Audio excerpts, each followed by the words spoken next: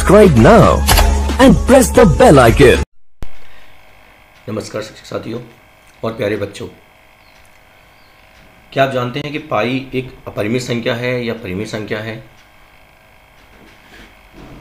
तो चलिए इस फंडे को निपटने के लिए अपन लोग देखते हैं कि पाई अपरिमित संख्या होती है या फिर परिमित संख्या होती है। तो अपन लोग यहाँ जानते हैं कि पाई एक अपरिमित संख्या है, अर्थात पाई को अपन लोग पूर्णांकों के अनुपात के रूप में नहीं लिख सकते, क्योंकि परिमित संख्या की परिभाषा होती है कि जब पूर्णांकों के अनुपात के रूप में जिसको लिखा जाता है वही एक परिमित संख्या होती है। यानी कहने का मतलब ये हुआ कि पाई एक अपरिमित संख्या है, अर्थात इसे पाई को पूर्णांकों के अनुपात के रूप में नहीं लिखा जा सकता। पाई का मान दशमलव के बाद कभी न रुकने वाली संख्या होती है। जैसे अपन लोग ये देख सकते हैं कि 3.1415265 3, 5, 8, 9, 7, 9 ... आगे भी ये संख्या आती जाती है, क्योंकि रुकती नहीं है संख्या।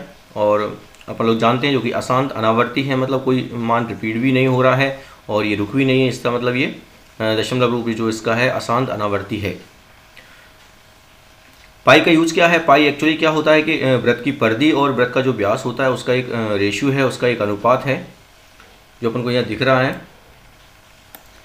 क्योंकि वृत्त की परिधि होती है 2πr और वृत्त का व्यास होता है 2r, तो ये r से r कट जाएगा और 2 से 2 कट जाएगा तो पाई। यानी कहने मतलब पाई का जो मान है वो वृत्त की परिधि और वृत्त का जो व्यास है उसके रेशियो के हिसाब से आता है और ये फिक्स रहता है।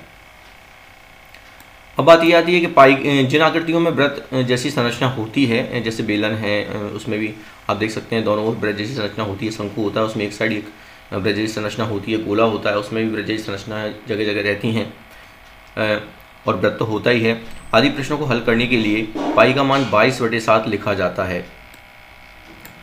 तो 22/7 अगर पाई का मान लिखा जाता है तो 22/7 तो अपन देख सकते हैं कि परिमित संख्या का जो फॉर्म है उसको फॉलो कर रहा है, क्योंकि अपन जानते हैं परिमित संख्या में पूर्णांकों के अनुपात में लिखा सकता है और ये 22/7 एक पूर्णांकों का अनुपात है। इस कारण इसका मतलब ये हुआ कि पाई एक परिमित संख्या हो गई। तो कहने का मतलब ये हुआ कि पाई एक परिमित संख्या है या अपरिमित संख्या, ये किस तरह से अपन लोग यहाँ जान पाएंगे। जबकि यहाँ 22/7 एक परिमित संख्या हो गई यहाँ पर, तो फिर पाई का मान 22/7 कैसे, यहाँ पे सोचने वाली बात है। तो इसका मतलब ये है कि पाई एक परिमित संख्या हो गई। तो ये कन्फ्यूजन यहाँ पैदा होता है कि पाई परिमेय है या फिर अपरिमेय है, क्योंकि पाई का मान 22/7 क्यों माना जाता है। अगर पाई का मान 22/7 इन्होंने माना है, इसका मतलब पाई का जो वैल्यू है वो 22/7 है, इसका मतलब ये हुआ कि 22/7 तो एक परिमेय संख्या होती है, तो पाई भी एक परिमेय संख्या हो गई। तो ऐसी स्थिति आती क्यों है, क्या कारण है कि 22/7 इसका मान है? तो अपन हमें यहाँ पे देखते हैं कि ऐसा इसलिए माना जाता है क्योंकि 22/7 का जो मान निकाला जाता है, अगर इसका दशमलव वाला फॉर्म निकाला जाए तो 3.142817141 आएगा। तो अपन लोग देख सकते हैं कि इस वाले मान में और यहाँ जो पाई का मान है उसमें तो डेसिमल के 2 डिजिट तक 3.14 यहाँ पे ये वैल्यू देखो कॉमन यहाँ मिल रही है। ऐसी ही वैल्यू इसमें भी 3.14 ये लगभग 2 दशमलव के 2 स्थानों तक सेम यहाँ पर मिल रही है। तो इसका मतलब ये है कि ये वाली जो वैल्यू है ये उसका लगभग मान पाई की जगह 22/7 रखने पर सवाल में लगभग मान सही आ जाता है। तो पाई के मान में और 22/7 के मान में दशमलव के 2 स्थानों तक समानता रहती है।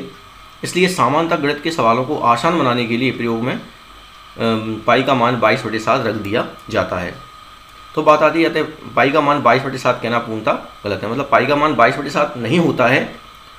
22/7 पाई की जगह रख कर सवालों को आसान बनाया जाता है, अर्थात पाई एक अपरिमेय संख्या ही है और उसका कुछ स्थानों तक मान 22/7 के कुछ स्थानों तक मान के समान रहता है। इसलिए पाई की जगह पर 22/7 रख कर जो वृत्तीय आकृति जिन आकृतियों में छुपी रहती है उनके सवालों को करने में आसानी हो जाती है, इसलिए पाई की जगह पर 22/7 रखा जाता है।